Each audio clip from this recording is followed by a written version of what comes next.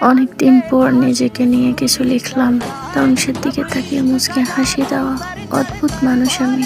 হয়তো আমি পাগল, হয়তো অনুভূতির ভিতরে কোনো এক গভীর অতল দুঃখ বাসা বেঁধেছে। তবে নিজেকে জোর করে হাসাতে শিখেছি। সেদিন ভিতরটা একবার ভেঙে গেছিল। সেদিনও বাহিরে থেকে এক চিলতে হাসি মুখে নিয়ে সবার সামনে দাঁড়িয়েছিলাম। কষ্টগুলোকে আমি বন্ধু বানিয়েছি, একাকিত্বের আপন করে নিয়েছি। মানুষ ভাবে আমি হয়তো সুখী, শক্ত, লিপ্ত, কিন্তু তারা জানে না ওদের রাত আমার এক একটা লড়াই। নিজেকে নিজে বুঝিয়ে রাখি তুই ভালো আছিস, অথচ আমি ভালো জানি আমি ভালো নেই। ভেঙে যাচ্ছি প্রতিদিন একটু একটু করে। আর এই ধ্বংস হওয়াটাকে যেন ভালোবেসে ফেলেছি।